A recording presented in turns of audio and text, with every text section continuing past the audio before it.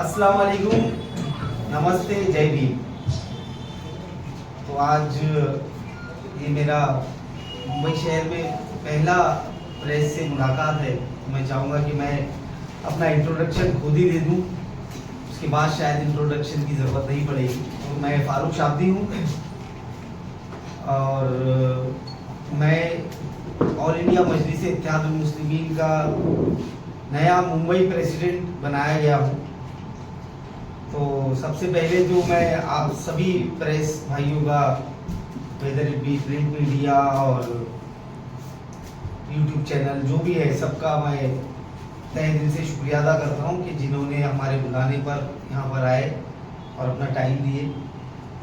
तो यही बताना चाहता था कि अभी मुंबई में नया प्रेसिडेंट आया है, उसका नाम फारूक शाब्दी है और मैं हमारे party chief barrister Asaduddin Owaisi साहब, अकबरुद्दीन ओवैसी साहब, हमारे महाराष्ट्र राज्य के अध्यक्ष खासदार माजी खासदार इम्तियाज जलील साहब, मैं इनका तहे दिल से शुक्रिया अदा करता हूँ कि जिन्होंने मुझे इस लायक समझा और इस जिम्मेदारी से नवाजा है।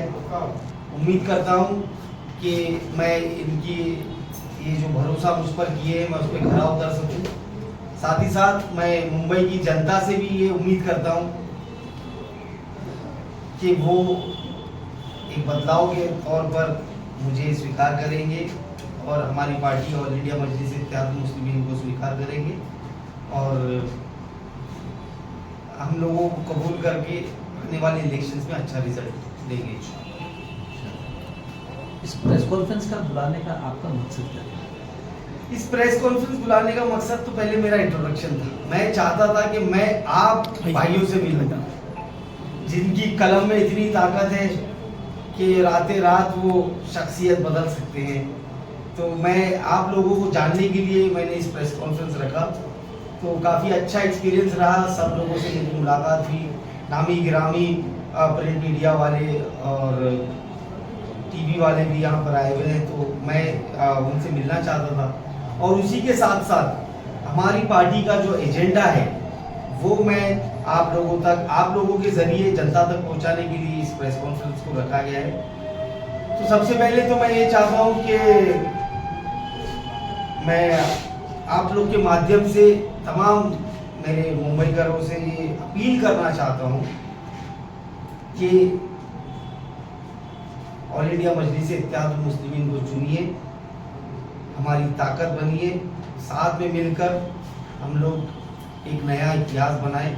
तो मैं आप लोग से ये आप लोग के ज़रिए अपील करता हूँ तमाम लोगों से कि एमआईएम के साथ जुड़े और पतंग का परचम लहराएं।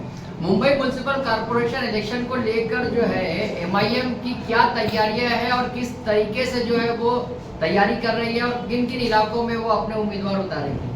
जिस तरीके से आप बता रहे हैं मुंबई म्युनिसिपल कॉर्पोरेशन के लिए ही आप आए हैं और आपका जो मकसद है एमआईएम के उम्मीदवारों को जो है जिताने का मकसद है, तो क्या है आपका? सबसे पहले तो मैं आपको ये बता दूं कि मैं यहाँ पर सिर्फ म्युनिसिपल कॉर्पोरेशन इलेक्शन के लिए नहीं आया। हाँ, एज अ पॉलिटिकल पार्टी हम इलेक्शन तो ज़रूर लड़ेंगे और अनकरीब म्युनिसिपल कॉर्पोरेशन इलेक्शन ही है। तो हम लोग सिर्फ एमआईएम ही तैयारियों में नहीं लगी हुई है। इस राज्य की जितनी भी पार्टियां हो, मैं नाम नहीं लेना चाहूँगा, तमाम पार्टी जितनी भी पार्टीज है सब लोग अपनी अपनी तैयारी शुरू किए हैं और उसी नाते से हम भी पॉलिटिकल पार्टी होने के नाते से हम भी हमारे केडर को वापस से रिवाइंड कर रहे हैं और जोड़ रहे हैं, लोगों तक पहुँचने की कोशिश कर रहे हैं। वो बहुत जल्द इंशाअल्लाह आने वाले दिनों में आपको दिखेगा कि हम लोग कितनी तेज़ी से हमारा जाल फैला रहे हैं। रही बात सीटों पर लड़ने की, कितनी सीटों पर लड़ने का आपने सवाल किए हैं, तो वो मैं आज नहीं बोल सकता हूँ। लेकिन हाँ, एक चीज़ का मैं पूरा आपको आश्वासन देना चाहता हूँ कि हम लोग पूरी ताकत से लड़ेंगे और हमारा मकसद सिर्फ और सिर्फ जीतना ही है और जीतना ही होगा। जीतने के लिए हम लोग जो मुमकिन ताकत लगाना है वो ताकत लगाकर लड़ेंगे। आपसे पहले जो है रईस लश्करिया साहब मुंबई के अध्यक्ष थे, जब उनको मुंबई का अध्यक्ष बनाया गया तो काफ़ी बवाल हुआ था। क्या अब उन्होंने पार्टी छोड़ दी है या वो पार्टी में है? नहीं, रईस भाई देखिए, बवाल और ये तो सब पार्ट ऑफ ये सब राजनीतिक पार्टियों के हिस्सा ही है। किसी को अगर डिमोट किया जाता है तो जाहिर सी बात है किसी दूसरे को प्रमोट किया जाता है, तो कुछ नाराजगियां होती है, लेकिन ठीक है वो सब पार्टी अपने लेवल पे दूर कर लेती है वो सारी चीज़ों को। और जहाँ तक रईस भाई की बात है, हमारे जो एक्स अध्यक्ष हैं, उनसे ये पद संभालने से मैं जिस दिन ऑफिस पर आया पहला दिन, उसी दिन मैंने रईस भाई से बात किया था और रईस भाई ने खुद मुझे शुभकामनाएं दी थी और बोले थे कि वो मेरे साथ पार्टी के कामों में, हर काम में वो साथ देंगे और उनका एक्सपीरियंस भी मैंने बोला कि मुझे मेरे साथ शेयर करे ताकि आने वाले दिनों में मुझे भी आसानी हो। तो मुझे नहीं लगता कि रईस भाई नाराज हैं। आपने कॉर्पोरेशन इलेक्शन की बात करी, एमआईएम के 2 नगर सेवक हुआ करते थे, दोनों ही पार्टी में नहीं है। मुंबई में एक एमएलए हुआ करता था, वो भी अब नहीं है। तो किस तरीके से पार्टी का विस्तार करेंगे? आपके साथ जो एमएलए जो जीते हैं वो आप, कॉर्पोरेटर जो जीते वो आपके साथ है नहीं, और पार्टी का विस्तार पिछले 12-15 सालों से हुआ नहीं है। तो किस तरीके से पार्टी का विस्तार करेंगे आप? और जो नगर सेवक आपके दोनों जो जीते थे दोनों, वो आपके साथ पार्टी में नहीं है, और आप कॉर्पोरेशन इलेक्शन की बात करें। हाँ, बिल्कुल सही बात है आपकी। ये सारे चैलेंजेस है मुंबई में, इसीलिए शायद असद साहब ने मुझ पर भरोसा करके यहाँ पर फारूक शाब्दी को भेजे हैं। वो कैसे करेंगे वो मैं आपको नहीं बता सकता, कैसे करना है वो हम लोग का अंदर वॉर रूम है, उसमें तैयारियां हमारी चालू है। मैं यकीन के साथ बोल सकता हूँ कि पार्टी फ्लाइंग कलर्स के साथ इस कॉर्पोरेशन इलेक्शन में हमारे रिजल्ट आएंगे। और रही बात लोगों के पार्टी छोड़ने की, आज आप एमआईएम को क्यों सवाल करते मेरे समझ में नहीं आता है। आज एमआईएम ने उनको नगर सेवक बनाई, लेकिन आज आप देखेंगे शिंदेगढ़ हो, अजीत पवार गढ़ के लोगों ने मंत्री पद भोगे, आमदार बने, कहां से कहां चले गए लोग। जिंदगी पर एहसान अगर माने वो ठाकरे साहब का तो वो कम है, लेकिन मतलब की राजनीति है, और जो मतलब ही होता है, जो मतलब परस्त होता है, उसके लिए पार्टी और जनता कोई मायने नहीं रखती, वो सिर्फ कमर्शियल एतबार से वो स्विच करते हैं। तो मैं तो ये समझता हूँ कि जो चला गया अच्छा ही हुआ हमारे लिए, हम नए लोगों को चांस देंगे और एक नया इतिहास बनाएंगे इंशाल्लाह। और रही बात आमदार की, आपने बताया मुंबई के आमदार हमारे साथ नहीं, आपकी गलतफहमी है। लास्ट संडे ही हमारा प्रोग्राम था। एमएलए जीता नहीं, ये एमएलए देखिए, जीतना हारना एक अलग चीज है, वो जनता जनार्दन है, वो जिसको चाहेगी वो जीतेगा, जिसको चाहेगी वो हारेगा। एज अ पॉलिटिकल पार्टी लड़ना हमारा काम है और वो हम लड़ते रहेंगे। और उम्मीद मेरी ये है मुंबई की जनता से कि वो फारूक शाब्दी को नाउम्मीद नहीं करेंगे। एक सवाल इसी से जुड़ा हुआ है, आप शोलापुर के भी सदर है, मुंबई पे एडिशनल चार्ज मिला है, तो क्या मुंबई पे कोई एमआईएम को ऐसा चेहरा ना मिला कि मुंबई का सदर बना सके? क्योंकि इतनी बड़ी आर्थिक राजधानी है और एमआईएम में कोई ऐसा चेहरा नहीं कि सदर बना सके। आपको शोलापुर से यहाँ पर डिपोर्ट किया गया और दोनों जगह की सदारत आप संभाल रहे हैं। कुछ तो देखे होंगे असद साहब ने मुश्किल मेरे अंदर, जब ही मुझे इतनी बड़ी, आपको आपकी शायद नॉलेज और मैं बढ़ा दूं आपकी, मुंबई और सोलापुर के साथ साथ मेरे ऊपर महाराष्ट्र के कार्य अध्यक्ष की भी जिम्मेदारी है।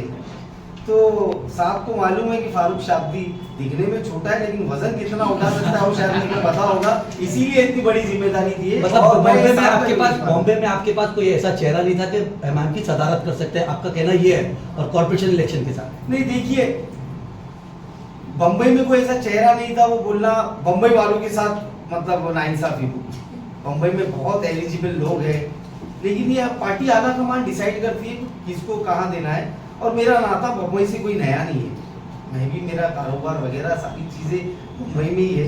मैं लकीली कामा एंड अल्बलेस हॉस्पिटल जो है उसी में पैदा हुआ हूँ, मेरी पैदाइश जो है बॉम्बे की है, तो मैं बम्बई के लिए नया नहीं हूँ। तो वही सब सारी चीज़ों को सोचते हुए सदर साहब ने मुझे जिम्मेदारी दी होंगे, और सदर साहब जो जिम्मेदारी मुझे देंगे वो और एडिशनल चार्ज मुझे दे, मैं वो भी लेने तैयार हूँ। और ये कहा जाता है कि जब चुनाव होता है तब एमआईएम नजर आती है, चुनाव के बाद एमआईएम नजर नहीं आती। आपके चाहे नगर सेवक जो चुनाव लड़ते हैं, चाहे एमएलए चुनाव लड़ते हैं, पार्टी में चुनाव लड़ने के बाद वो चेहरे दिखते नहीं है। ऐसा क्यों? क्योंकि पिछले 15 सालों से पार्टी यहाँ पर मुंबई में काम कर रही है, लेकिन कोई ऐसे चेहरे नहीं है जो एमएलए लड़े और कॉर्पोरेशन लड़े और आपके साथ हो।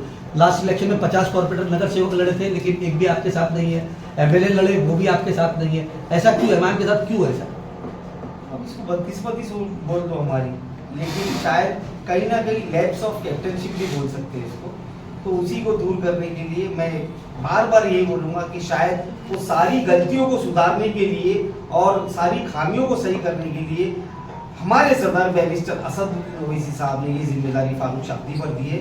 और जो भी खामियां थी, फारूक शाब्दी बड़ी जिम्मेदारी के साथ और कॉन्फिडेंट के साथ बोल रहा है कि सारी खामियों को दूर करेगा और पार्टी इलेक्शन हो या ना हो, आप लोगों के बीच में, जनता के बीच में जरूर देखिए। एमआईएम के आपके समर्थक शोलापुर के, उनका एक वीडियो बड़ा वायरल हो रहा है। उनका ऐसा इल्जाम है कि आपकी राजनीति को बर्बाद किया गया है, बंबई में लेकर आके इम्तियाज जलील ने आपको फंसाया है।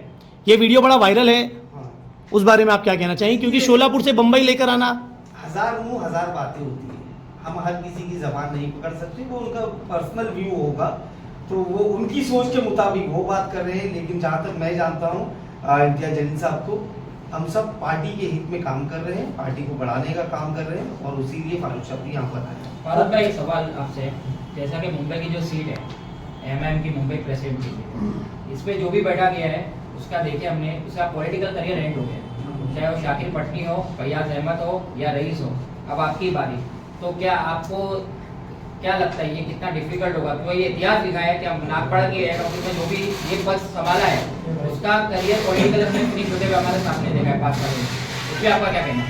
देखिए, मैं सुपरस्टिशियस नहीं हूँ, मैं अंधविश्वास में भरोसा नहीं करता हूँ। अभी आपने बोले कि इतिहास लिखा है, तो जो भी बैठे थे उनका पॉलिटिकल करियर खत्म हो गया, हो सकता है मैं बैठा हूँ मेरा शुरू हो जाए, तो ये भी इतिहास बनेगा इंशाअल्लाह कि जो इस कुर्सी पे बैठा उसका करियर शुरू हो गया, और ये भी हिस्ट्री होने वाली है इंशाअल्लाह। तो ठीक है, मैं ये समझता हूँ कि मेरे पीछे मेरे माँ बाप की दुआ है, मेरा बुरा कभी नहीं हो सकता। सर ये बताइए, महाराष्ट्र में एमआईएम ने नांदेड़ से शुरुआत करी, नांदेड़ में सीट जीती थी 7 सीट, लेकिन एमआईएम ने उसके बाद पूरे महाराष्ट्र में कॉर्पोरेशन भी जीती, एमएलए का चुनाव भी जीती। लेकिन एमआईएम के साथ ये है कि वो रिपीट नहीं कर पाई। पूरे महाराष्ट्र की बात कर रहा हूँ कि जहाँ पर एमएलए जीते वापस रिपीट नहीं जीते, जहाँ नगर सेवक जीते फिर नहीं जीते, तो जनता पहली मर्तबा चुनती है, दूसरी मर्तबा आपको नकार देती है, और आपके ऊपर लगातार ये इल्जाम लगता है कि आप जो चुनाव लड़ रहे हैं ये कहीं ना कहीं डिवीजन ऑफ वोट के लिए लड़ते हैं, ऐसा क्यों? देखिए, हमारे चुनाव लड़ने से जाहिर सी बात है कि किसी ना किसी को तो नुकसान होगा। एमआईएम चुनाव लड़ रही है तो नए वोटर तो आएंगे नहीं, किसी ना किसी की वोट बैंक को डेंट लगना जरूरी है, तो उसमें हम कुछ नहीं कर सकते। हम हमारी राजनीति जरूर करेंगे, अब सामने वाला चाहे जो बोलना चाहे बोले, हमको बी टीम बोले या वो बोले कि हमारे आने से वो हार गया या वो जीत गया, हम लोग उन सारी चीजों से बहुत ऊपर आ चुके हैं, हम लोग वो सोचते भी नहीं, क्योंकि ये साबित हो चुका है कि सत्ता की लालच में जो पार्टी जिनके वोटों पर इन लोगों ने जिंदगी भर राज किए, और सत्ता की लालच में इन लोगों ने शिवसेना, जो हमेशा से ही मुसलमानों को नीचे दिखाने का, उनका तुष्टीकरण करने की राजनीति करते, सत्ता की लालच में इन लोगों ने हाथ मिला ली उनसे। आज आप लिस्ट निकाल लो, आपका प्रिंटर थक जाएगा, आप सिर्फ गूगल करो कि how many leaders had left Congress and join BJP, तो आपको अनेक नेताओं की लिस्ट मिल जाएगी। तो इनके पास मुंह नहीं रहा है, तो इससे हम लोग को अभी कोई फर्क नहीं पड़ता। और मैं ये समझता हूँ कि बोलने वाले जो चाहे बोले, जनता बहुत समझदार है, जनता समझ चुकी है कि हमारे मुद्दों को अगर संसद में उठाता है तो वो सिर्फ बैरिस्टर असदुद्दीन ओवैसी साहब है, चाहे वो हमारे वक्फ का मुद्दा हो, अजान का मुद्दा हो, हिजाब का मुद्दा हो, बीफ का मुद्दा हो, मॉब लिंचिंग का मुद्दा हो, ऐसे अनेक मुद्दे जो बेबाकी के साथ उठाते हैं तो ओवैसी साहब है। और अगर उनकी टीम नीचे भी ऐसी बनी, अगर आपका भाई विधानसभा चला गया तो ऑन हिज फुटस्टेप्स हम भी सेम आवाजें उठाएं। दूसरे सवाल का शाब्दिक साहब, आपकी पार्टी के भी कई विधायक ने पार्टी छोड़ी है, जैसे बिहार के अंदर हमने देखा अख्तरुल ईमान की क़यादत में 4 और आमदार जीत कर आए थे, टोटल वहां पर 5 एमएलए थे, वो चारों चले गए। आपके जो धुले के एमएलए इस बार चुनाव हार गए, वो अजीत पवार गुट में चले गए, तो आपकी पार्टी का भी इसी तरीके का स्टैंड रहा है, हैदराबाद को छोड़कर बाकी जहां जहां पार्टी ग्रोथ कर रही है, जीतने के बाद अगला चुनाव हार जाते तो किसी और पार्टी में चले जाते। देखिए, अच्छे हाईवे पे जाने से पहले ना खराब रास्ता आता है, स्पीड ब्रेकर आते हैं, खड्डे आते हैं, तो अभी हम लोग वो खराब रास्ते से गुजर रहे हैं, हमारा भी एक्सप्रेस पे आएगा। और जो भी पार्टी छोड़ के गए, मैं तो उनको भी शुभकामनाएं देता हूँ, मैं अल्लाह से दुआ करता हूँ कि उनका भी पॉलिटिकल करियर। सर वो सवाल का जवाब नहीं दिया आपने। महाराष्ट्र की जनता आपको एक मर्तबा चुनती है, दोबारा नकार देती है, ऐसा क्यों? देखिए, ये राजनीति है, ये पॉलिटिक्स है, और हर इलेक्शन का समीकरण चेंज होता है। आप 2014 के इलेक्शन को 2019 के हिसाब से नहीं आंक सकते, 2019 के 24 के हिसाब से नहीं कर सकते। जो वो पार्टी में होते हैं, बाद में 5 साल के बाद दूसरी पार्टी में आ जाते। 2024 के इलेक्शन में तो समझ ही नहीं आया, 19 में लोगों ने शिवसेना को वोट दिए क्योंकि वो हिंदुत्ववादी पार्टी थी, लेकिन वो माइग्रेट करके कांग्रेस के साथ जुड़ गई और सत्ता में आ गई। 2024 के इलेक्शन में तो लोगों को समझ में नहीं आया कि कौन सी शिवसेना को वोट देना है, कौन सी राष्ट्रवादी को वोट देना है। तो हर इलेक्शन का सिनारियो अलग अलग होता है। तो इसमें वोटों का जो डिवीजन है, जो सामने उम्मीदवार है, जो पार्टी की स्ट्रेंथ है, वो सारी चीजों को कंसिडर करके रिजल्ट निकलते हैं। तो हो सकता है कि इन चुनावों में हमारे लिए कारगर स्थिति नहीं थी और हमारे फेवर में इतने अच्छे रिजल्ट्स नहीं है, बट इसका मतलब ये नहीं है कि हम लड़ना छोड़ दें। हम लड़ेंगे, जरूर लड़ेंगे और पूरी ताकत से लड़ेंगे। और मैं आखिरी सवाल आपसे मेरे जैसा कि देखा गया अहमद बलाला बराबर, इससे पहले जब इलेक्शन हुआ था बीएमसी कॉर्पोरेशन, अभी 3.5 साल का डिले हो गया, इससे पहले यही ऑफिस थी, हम लोग यहाँ थे, अहमद बलाला साहब आए थे, काफ़ी आरोप लगे थे। पहली बात तो ऑब्जर्वर होते हैं हैदराबाद से, इधर उनके आने के बाद इधर इनको जो टीम से थे, हमके जो करीबी माने जाते हैं, वो उनको क्या कौन सा ग्राउंड रिपोर्ट देते पता नहीं, या कई उम्मीदवार थे उस टाइम भी ऐसे आरोप लगे कि उनसे डिमांड की गई थी, किसी से 20 लाख, किसी से 25 लाख, ऐसे कुछ लोगों को मैं पर्सनली भी जानता हूँ जो खुद बोलते हैं कि आप हमसे पैसा मांगा गया था। तो ये बार भी अगर जैसा आप कमांड संभाल रहे हो, आपने कहा क्या हो सकता है कि एक बार आप इतिहास बदल दोगे, आप ये कुर्सी पे बैठे आप कुछ अलग करोगे, तो अगर हैदराबाद भी इंटरफियर करेगा, क्योंकि आप ग्राउंड पे मेहनत कर रहे हो, आप ज़्यादा जानते होगे कि कौन कितनी मेहनत कर रहा है या कौन लायक होगा कोई नहीं होगा, फिर उनके यहाँ से वो खास होते हैं जो हम बोलते हैं कि भाई इनके खास होते हैं यार एक अलग उसमें, तो वो यहाँ से मिसगाइड करते हैं, तो इस पर आपका कितना कंट्रोल होगा? नहीं, देखिए, सबसे पहले तो बलाला साहब पार्टी के वरिष्ठ लीडर हैं और वो एमएलए हैं तब किसी के, उनका आदर है और वो शायद मुंबई के ऑब्जर्वर भी वेलकम भी। लेकिन जैसे आपके आरोप आपने जो लोगों से सुने हो, उसमें कितनी सच्चाई है कितना झूठ है मुझे तो पता नहीं है। लेकिन मैं जब ज्वाइन किया हूँ ये पार्टी, तो मेरी पहली शर्त यही थी कि जीरो इंटरफियरेंस पॉलिसी अगर है तो फारूक शाब्दी ये होता नहीं। और साहब ने भी बोले कि पार्टी जो चलेगी एज पर प्रोटोकॉल चलेगी, वो फारूक शाब्दी का खास हो या बलाला साहब का खास हो, वो मायने नहीं रखता है। पार्टी लॉयल्टी के बेस पर वो कितना पुराना है, कितना काम का है, उसकी जीतने की ताकत क्या है, उसी को आधार बनाकर पार्टी टिकट देगी। और यहाँ पर ना फारूक शाब्दी की चलेगी, बलाला साहब को हम लोग जो भी है एज मुंबई प्रेसिडेंट मैं ही उनको प्रपोज करूंगा कि ये हमारे लोग हैं, उनको टिकट देना चाहिए और उम्मीद करता हूँ कि पार्टी इंसाफ करे। दोनों चुनाव में ये आरोप लगा आपके ऊपर, चाहे एमएलए का इलेक्शन हो चाहे कॉर्पोरेशन का इलेक्शन हो, पार्टी में पैसे देके टिकट मिलती है, दोनों चुनाव में आरोप लगा, क्या कहेंगे इसको? नहीं, देखिए, ये आरोप तो हर पार्टी के लिए लगता है। ये आरोप तो टिकट की बात है, पद देने के ऊपर भी आरोप लगता है। जो शिवसेना की वो लेडी थी, वो मैडम, वो बोले मर्सिडीज गाड़ी दो तो पद दे देती थी, वो ये सब नहीं, ये उम्मीद करें कि आपके दौर में अभी ये नहीं होगा। नहीं, फारूक भाई क्या होता था? बिल्कुल आप निश्चिंत रहे उस चीज के लिए कि फारूक शाब्दी यहाँ पर है, यहाँ पैसों का कोई काम नहीं। फारूक भाई दरअसल होता क्या था इससे पहले, अभी आपके आने से बाद क्या बदलाव होगा वो वक्त बताएगा, और इससे पहले देखा गया ऐसा क्या हेड ऑफिस ये होती थी, पर पूरा इलेक्शन के टाइम पे काम बलवास होटल में होता था। क्या बलवास होटल में इनके हेड आते थे, अहमद बलाला आते थे, वो कौन क्या किसकी सेटिंग से होता था, क्या होता था, पर ये आरोप नहीं है, मेरे पास एविडेंस हो गए जो मैं बता सकता हूँ कि आपको वहाँ मांगा गया पैसे, मैं इससे काफी लोग नाराज होकर इलेक्शन नहीं लड़े थे। मैं वही बोलना चाहूंगा जुनेद आपसे कि हम लोग बहुत रेस्टलेस हो रहे हैं, बहुत उतावले हो रहे हैं, हम लोग इलेक्शन तक रुक जाते हैं। मैं मुंह से नहीं बोलना चाहता, मैं करके दिखाऊंगा इंशाल्लाह। इसी ऑफिस में आप आकर इलेक्शन के टाइम मेरा इंटरव्यू दोगे और बोलोगे एक सवाल कि आपने जो बोले थे वैसे ही होगा। चेंज करना है। बम्बई की आवाम और मजलिस के चाहने वालों को एक आखिरी पैगाम। उसके बाद दूसरा देखिए, मुंबई की आवाम और मजलिस के चाहने वालों को बस मैं यही बोलना चाहूंगा कि मैं फारूक शाब्दी बहुत उम्मीद लेकर आप लोग के बीच आया। सर मालिक, रुस्वा मत कीजिए, मैं इंशाल्लाह पूरी कोशिश करूंगा कि मुंबई की आवाम के साथ इंसाफ हो। आपके हक की लड़ाई लड़ने के लिए हम लोग 2 कदम आपसे आगे ही रहेंगे, हमेशा हम आपके साथ रहेंगे। बस मैं आप लोग से ये कहना चाहता हूँ, मेरे नौजवान भाइयों से स्पेशली, कि जमात के साथ जुड़िए और स्ट्रॉन्ग करिए जमात को।